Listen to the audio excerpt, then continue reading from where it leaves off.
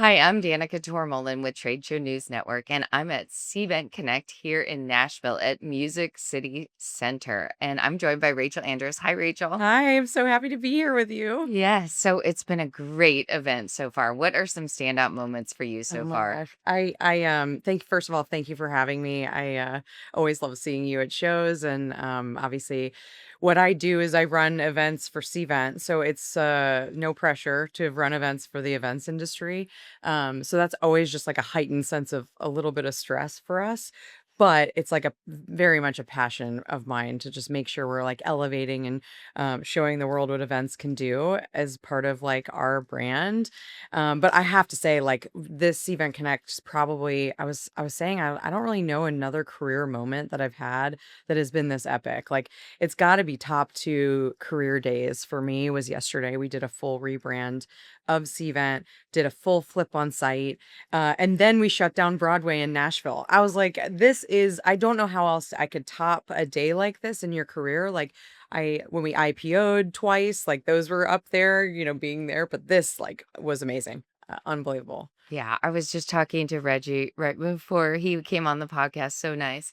And I was so amazed with the flip of everything, from blue to green, all the signage, you know, Yeah. everywhere on the app. It was incredible. Yeah, It a seemed little like it was pretty seamless. yeah, a little like behind the scenes of that. Like we've been planning this for months. We had NDAs out. Like we planned every single second of the day, both leading up to the day and then on site. The on site flip tracker. We had like probably 18 trackers of the different departments of who was doing what. And then we had this Slack channel of just rebrand escalation. So as we got started in general session, we had a go moment where it was just like, all right, Reggie's on stage. After the video plays, we're going. So we drop banners, we flip the website, we flip the mobile app. But the Slack channel was the highlight for me because it was 35 leaders just saying, this is done. The website's flipped. This is flipped. This tech product's flipped. All the images. And then the on-site folks would chime in and say, banners are dropped. Reg is flipped. Innovation Pavilion is flipped. The trade show's done. And it was, I'm not even kidding. Like the chills that I got watching that and us just saying deployed, done, blah, blah, blah. And knock on wood, nothing happened. Like, the biggest issue I had today was that the puppies were getting out of the puppy park. Like, if that's the biggest problem you have at your event, like, sign me up for those problems, right? Exactly. And I mean, do that while everybody was like in the middle of a session. And, I was just amazed, Like, really and blown I away. saw people on their phones in the session being like, "Oh my god, they flipped it right now." Like, there was a little buzz in the room, and then when you walked out, there were banners everywhere, and people were just like, "Dang." And all the Cventers, like, flipped their shirts, and so it was all full force, and, it was great. I didn't realize how much green I had in my closet until I was packing for this. So Reggie said yesterday on stage, you Cvent produces 800 events a Yeah. year. Yeah, yeah, yeah. So are you in charge of all of those? Yes. Well, my team, I have an Yeah. amazing team. Yeah.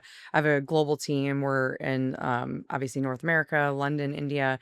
And yeah, we have an amazing group of people. I have about 40 people globally that plan events. So we do everything from, our product events, our customer events, our big programs like Cvent Connect. We do Accelerate, which is basically a regional event in our other regions like Dubai and Singapore and things like that. And then we do a lot of internal events and a lot of events for our customers, honestly. Like it kind of spans the whole gamut of event types, but we used to do 1200. We scaled back because we are like, let's make these more quality over quantity and just really focus on what works for us. But yeah, 800 events a year is a lot. Pretty incredible. But this is your Super Bowl, This right? is our Super Bowl Yeah. for sure. And then, Connect Europe is also close second to that flagship event. But yeah, no, it's gotten bigger and bigger every year. I mean, this is the biggest one ever, like since the pre-pandemic, since 2019. So when I started seeing the numbers roll in, we're calling it the Nashville effect. I mean, everybody was so pumped to come here. We haven't had a big industry event in Nashville in a long time. So I was like, let's go. Let's do this. It's been awesome. Yeah, that's such a coup. I know it's really difficult. I mean, everybody wants to come to Nashville, Yeah. and there's not very many dates that are available. And so, Yeah. kudos to your team. Yeah, it's a really fun city to do an event in, I'll tell you that. Like, there's so much to do, activations everywhere. They're just like you're experiencing it. You don't have time to do anything else except like be in the city and be with your people. So I think that's why it's always booked up because it's just like it's such a great experience. Yeah. So what are you looking forward to today? This is, day 3 of the Mhm. event, and we've got the closing event at Category 10 tonight. Yeah. Carly Pierce, that's incredible after shutting down Broadway last night. So tell us about what you're looking forward to today. I mean, day 3, but I've been here since Thursday, so it's like day 400 for me in event planning world. But today is great. What we do is we have our innovation pavilion, which is our technology showcase and partners. And then we have our innovation pavilion where we have, over 300 exhibitors and sponsors exhibiting today. So we do, all day people can come and make appointments and talk to their suppliers and partners because we do event tech, but we also have this ecosystem of vendors, partners, hotels, destinations that people come and meet with, and there's a lot of business that gets done today. So it's a lot of that. We do a lot of fun things, a lot of pop-up activations. There's pickleball today. We're making Reggie play and a couple other top people. So that'll be fun. The closing party is always amazing. And then what my favorite is, I think, is on Thursday we do city experiences. And just in case you weren't exhausted from 3.5 days of epic fun, we do city experiences. So Nashville's putting together like all these tours of different places around the city, and like Country Music Hall of Fame is doing like a big tour. And it's just like I love activating things like that because you sometimes when you go to events you only stay in the venue and you're like, I went to this city and I didn't see anything. So, part of what we work with on this with the city is to make sure people actually can see and do business with the partners and the venues that are here. So that's a highlight for tomorrow, but today is really the big trade show. Are you doing an excursion tomorrow? God, I don't think my legs will work tomorrow.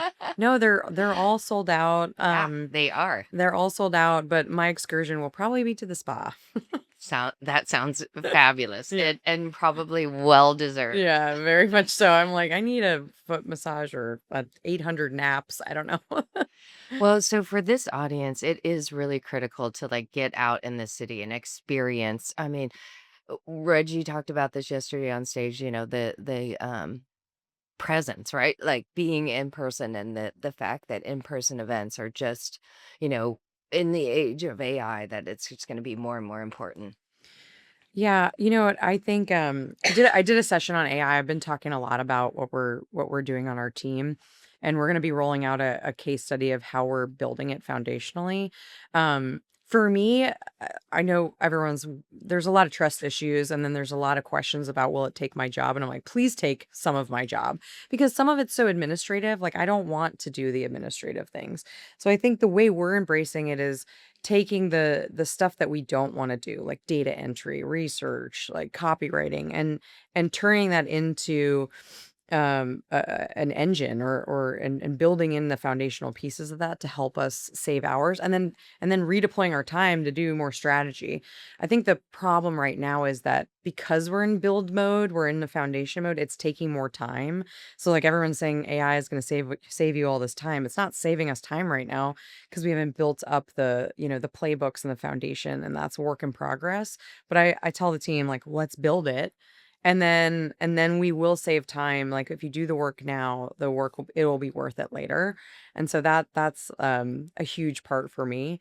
I talked about this, but like AI kind of we broke it down into people, like your organization, the process behind it, and like what you need to do process wise, And then attendees, which I like the experience stuff, right? Like the attendee assistants that you have, and like the chat bots that are supporting your attendees and making the experience better. So we're just kind of breaking it down into like, what are the what are the biggest fires we need to solve for our organization? What are the process things that suck that we want that we want to like get rid of and like have AI help with? And then what can we do to make attendees' lives easier? And then selfishly makes our lives easier. Right. So Yeah, I exactly. don't know if that was the question, but that's how I answered it. Well, I mean, AI is the hottest topic, right Yeah. now, and that is what, Steven is investing in over the next 3 years. Yeah. So it is a critical, Yeah. um, There's a lot of projects in place for us, like, or in play for us. We're trying to do more with copy. We're trying to, we have a couple agents that say, this is the brand voice for this persona. This is the brand voice for this persona. We have a tiering calculator that we generated now on AI. We're building dashboards that make it easier to report ROI for our execs. The only thing I will say is that it's not seamless. Like, you have to double check the AI's work, because like you'll even put in, let's say I put in a global budget, and I'm like, I want to tell Chuck or Reggie our stats for how much money we're spending on events and what the ROI or like attribution is. You put it in, and sometimes it will generate the wrong number or won't pull from the right cell. And so you have to triple check and make sure that it's right. Cause you can't just be, it would be an easy button to say, here you go, here's the dashboard, but you have to like have somebody checking it. It's not, yeah, 100%. I mean, every time I'll like put in a spreadsheet and it'll like, still come up with something that's right. not in the spreadsheet, Yeah, and I'm like, where did you get that from? right. But, Or it adds like a random like picture in there. You're like, what? Why is there a dog in this presentation for my execs? Like, what is this? and then to go back, it's like not as, you kind Yeah, of have to start over, right? yeah, Yeah. So, well, thank you so much, Rachel, for spending some time with us today. I want to jump in real quick. So, tell us about next year's event and just to give us a quick, like the dates. It's earlier next year yeah. in Denver. So, just give us a quick preview of that. Yeah, I would love to. Yeah. I'm a little biased because I live in Denver.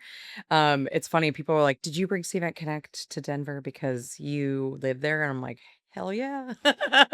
No, I've been talking to visit Denver, Richard and Leanne for a couple years since I moved there. And we floated the idea, like, do we want to do this in Denver? Like, what should we do? And we made it happen. So next year it's in April 5th through 8th, in Denver, and we're cooking up plans. We have the Visit Denver team here now, ideating and working on stuff. They'll be on stage later with Blue Bear and handing out, save the date stuff.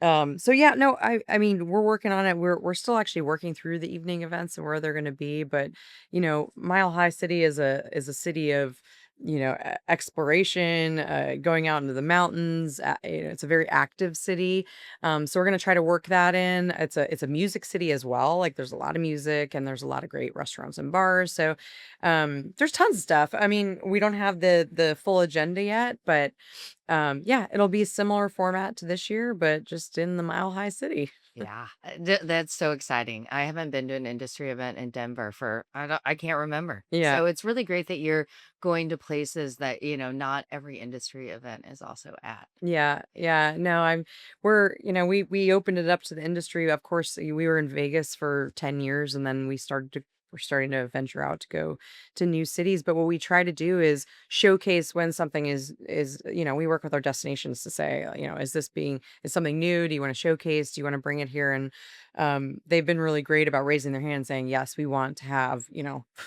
3,500 event professionals in our city. That sounds great. Exactly. Well, we're excited to finish out today, and of course I am partial to the trade show. I love Yeah, of to course. go to Yeah, the makes trade show. sense. Yeah. So, and one more quick plug for you. So I listen to your podcast Oh, my great all events. the Yeah. time. Thank Yes. you. So, tell us the name. So the podcast is called Great Events. You can find it on Spotify. Yeah. Listen to Rachel and her team talk about great events. Yeah, we have a ton of podcast hosts. I'm one of them. We talk about everything, marketing deliverables, we talk about events. We obviously talk about great events. I've been the podcast host for God 4 years now. I'm still shocked that people want to listen to me talk, but we bring on really great people to talk about how they do their events. We sometimes just get on and vent about things and just, shoot the shit. It's really awesome. So yeah, you can find us there. We're on Spotify, YouTube, our website, like everywhere. But and we're doing it. Yeah. Well, thank you so much for joining us on our podcast today. Yes. Really appreciate it and have a great day. Thank you so much for having me. Thanks for listening. I'm Danica Tormohlen for Trade Show News Network.